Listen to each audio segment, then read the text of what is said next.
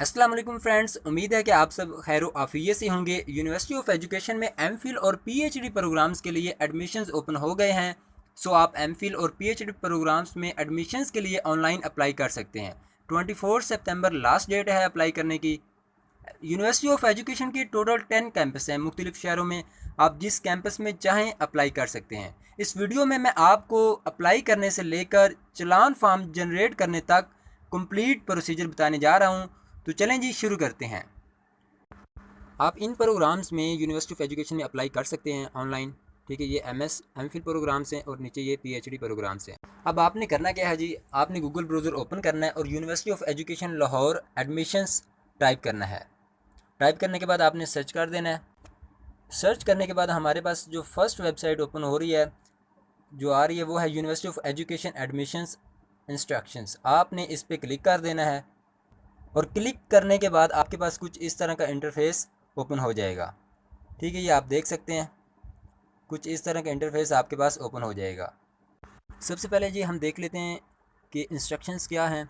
आपकी जो terminal degree यानी लास्ट डिग्री है, अगर वो एनुअल सिस्टम में है तो उसमें एट लीस्ट आपकी 3rd डिवीजन होनी चाहिए, और अगर सेमेस्टर सिस्टम में है तो आपकी जो सीजीपी है वो 2 से कम नहीं होनी चाहिए। ठीक है जी। उसके बाद नीचे मज़ीद हम देखते हैं, इन प्रोग्राम्स में अप्लाई करने के लिए आपके पास जो डॉक्यूमेंट्स होने चाहिए वो ये हैं कि आपका CNIC या बे फॉर्म होना चाहिए। ठीक है, उसके बाद आपके फादर का CNIC आपके पास होना चाहिए, और मैट्रिक और इंटर दोनों के सर्टिफिकेट्स आपके पास होने चाहिए। और जो आपकी टर्मिनल डिग्री है यानी लास्ट डिग्री है, उसकी आपके पास ट्रांसक्रिप्ट होनी चाहिए। ठीक है, और अगर आप PhD प्रोग्राम्स के लिए अप्लाई कर रहे हैं तो आपके पास MS या MPhil की ट्रांसक्रिप्ट भी होनी चाहिए। ठीक है जी। उसके बाद ये मज़ीद डिटेल है, ये आप पढ़ लीजिएगा। अब सबके लिए एक खुशखबरी है कि यूनिवर्सिटी ऑफ एजुकेशन का एंट्री टेस्ट ऑनलाइन कंडक्ट होगा। जिस कैंपस में आप अप्लाई करेंगे उस कैंपस में आपका ये टेस्ट कंडक्ट होगा। उसके लिए आपके पास अपना सेल फ़ोन या लैपटॉप होना चाहिए, और इंटरनेट कनेक्शन भी आपको खुद ही अरेंज करना है। MS, MPhil और MBA के कैंडिडेट्स का 28 सितंबर को एंट्री टेस्ट होगा और रिपोर्टिंग टाइम 9 AM है, जबकि PhD एप्लीकेंट्स का एंट्री टेस्ट 2 अक्टूबर को होगा। और जो एप्लीकेंट्स एंट्री टेस्ट में से क्वालिफाई करेंगे उनका 4 अक्टूबर को इंटरव्यू होगा और रिपोर्टिंग टाइम 9 AM है। और 7 अक्टूबर को यूनिवर्सिटी ऑफ एजुकेशन की वेबसाइट पर फर्स्ट मेरिट लिस्ट शो हो जाएगी। तो ये मज़ीद इन्फॉर्मेशन आप पढ़ लीजिएगा। उसके बाद आपने नीचे यहाँ पर आना है और I have read the instructions carefully पे क्लिक कर देना है। इसको टिक करने के बाद आपने नेक्स्ट ऑप्शन है, ये देख सकते हैं आप, इस पर आपने क्लिक कर देना है और नेक्स्ट प्रोसीड। तो जी आपके पास ये एप्लीकेशन फॉर्म ओपन हो जाएगा। यहाँ पर फर्स्ट ऑप्शन है जी सिलेक्ट कैंपस। आपने कैंपस सेलेक्ट कर लेना जिस कैंपस में आप अप्लाई करना चाह रहे हैं। ठीक है, मैं ये कैंपस सेलेक्ट कर लेता हूँ। उसके बाद जी सेकंड पोर्शन है जी सिलेक्ट प्रोग्राम। तो आप इसमें सबसे पहले डिग्री लेवल, आपने डिग्री लेवल सेलेक्ट कर लेना है जी। ठीक है, उसके बाद देखें ये नीचे स्क्रॉल डाउन हो गया, आपने इसे अगेन आप कर लेना है। ठीक है, उसके बाद नीचे ऑप्शन आ रहा है जी सब्जेक्ट। आपने जी सब्जेक्ट अपना सेलेक्ट कर लेना है। डिग्री लेवल में जो हमें प्रोग्राम्स ऑफ़र किए जा रहे हैं वो ये हैं, तो मैं यहाँ पर MS केमिस्ट्री सेलेक्ट कर लेता हूँ। ओके, उसके बाद जी नीचे ये 2 ऑप्शंस आपको नज़र आ रहे हैं, मॉर्निंग और इवनिंग शिफ्टिंग का। तो आप जिस शिफ्ट में चाहते हैं अप्लाई करना, आपने वो भी यहाँ से सिलेक्ट कर लेना है। उसके बाद नीचे ये है नेचर ऑफ़ डिसेबिलिटी। अब अगर आप डिसेबल हैं, ठीक है, आप स्पेशल पर्सन हैं, तो आपने यहाँ पर वो इन्फॉर्मेशन देनी है डिसेबिलिटी के, आपकी जो नेचर है डिसेबिलिटी के, वो यहाँ से आपने सेलेक्ट कर लेनी है। उसके बाद ये पर्सनल इन्फॉर्मेशन आ जाती है। अब पर्सनल इन्फॉर्मेशन में आपने सबसे पहले अपना नेम लिखना है, उसके बाद आपने अपना CNIC नंबर लिखना है। अब CNIC नंबर जो है वो आपने इस फॉर्म में लिखना है, इस सीक्वेंस में।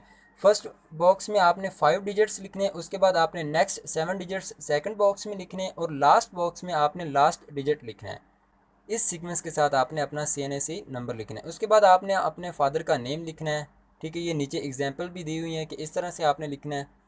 ओके, उसके बाद जी आपने अपने फादर का CNIC नंबर लिखना है, जिस तरह आपने अपना लिखा था। ठीक है, उसी सीक्वेंस में।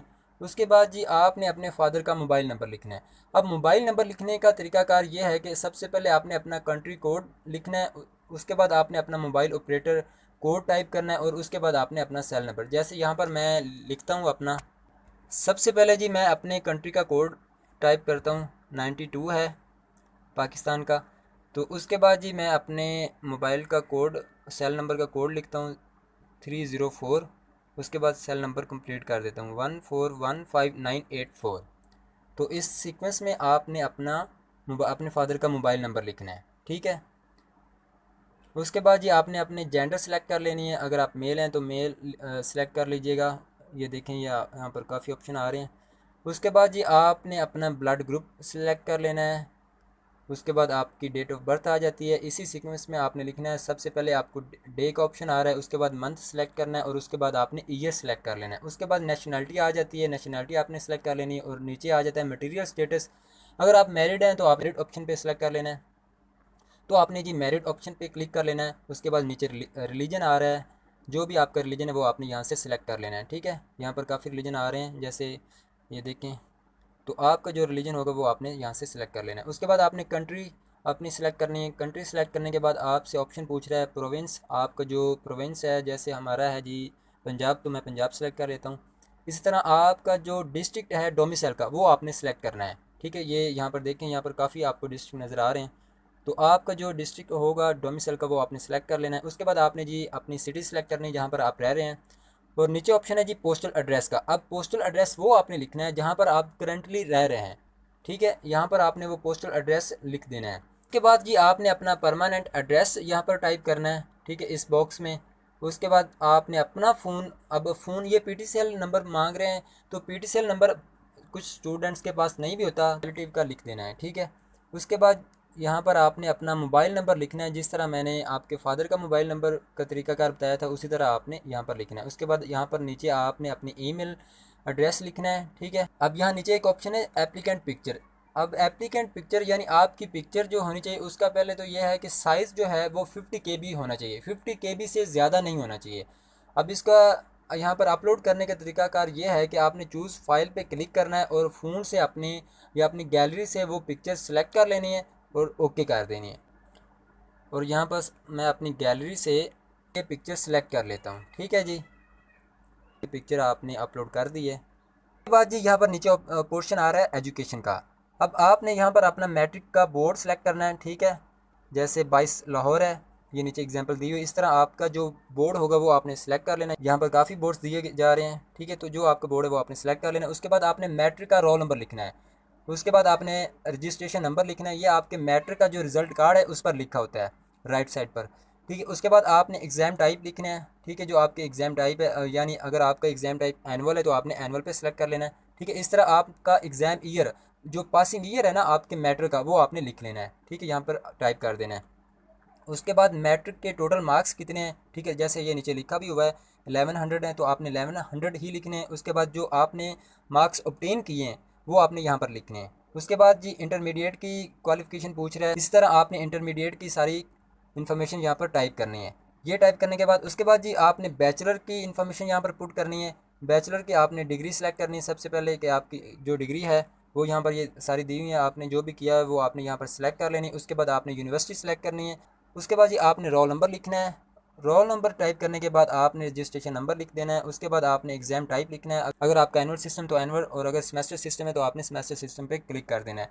उसके बाद आपका पासिंग ईयर आपने लिखना है, ठीक है। उसके बाद आपके टोटल मार्क्स जो CGPA के हैं वो आपने लिखने हैं, ऑब्टेन मार्क्स लिखने हैं। उसके बाद है जी मास्टर डिग्री। अगर आपने मास्टर डिग्री की हुई है तो आपने यहाँ पर उसकी भी इन्फॉर्मेशन लिख देनी है। उसके बाद नीचे है जी MS MPhil डिग्री। अगर आप PhD के लिए अप्लाई कर रहे हैं तो ओबियसली आपको ये भी इन्फॉर्मेशन लिखनी पड़ेगी। तो इसी तरह आपने अपने MPhil डिग्री सेलेक्ट कर लेनी है, यूनिवर्सिटी सेलेक्ट कर लेनी है। उसके बाद रोल नंबर लिखना है और रजिस्ट्रेशन नंबर लिखना है। उसके बाद एग्ज़ाम टाइप और एग्ज़ाम ईयर और सारी इन्फॉर्मेशन ये लिख लेनी है। उसके बाद यहाँ एक ऑप्शन आ रहा है अदर क्वालिफिकेशन। अब इनके अलावा अगर आपकी कोई और क्वालिफिकेशन है, कोई डिप्लोमा किया हुआ है या कोई और इक्विवेलेंट डिग्री आपके पास है, तो आपने उसकी इन्फॉर्मेशन यहाँ पर नीचे सारी ये पुट कर देनी है। सारी इन्फॉर्मेशन पुट करने के बाद नीचे एक ऑप्शन आ रहा है जी एंट्री टेस्ट सेंटर। यहाँ पर जी आपने टेस्ट सेंटर सेलेक्ट कर लेना है, ठीक है। ये टेस्ट सेंटर दिए हुए हैं। उसके बाद नीचे एक ऑप्शन आ रहा है जी UE ओल्ड रजिस्ट्रेशन नंबर। अगर आप ऑलरेडी रजिस्टर हैं UE वेबसाइट पर तो आपने वो रजिस्ट्रेशन नंबर यहाँ पर देना है और उसके बाद आपने सबमिट ऑप्शन पे क्लिक कर देना है। अब जी सबमिट करने के बाद हमारे पास ये पेज आ जाता है। अब इसमें देख सकते हैं यहाँ पर 3 ऑप्शन नज़र आ रहे हैं आपको, प्रिंट चलान फार्म, प्रिंट एडमिशन फार्म और एडिट एडमिशन एप्लीकेशन फार्म। आप स्टिल उसमें जो आपने एप्लीकेशन फार्म फिल किया है उसमें एडिट कर सकते हैं। यहाँ पर हम चलान फार्म का प्रिंट निकाल लेते हैं, तो प्रिंट चलान फार्म पे क्लिक करेंगे।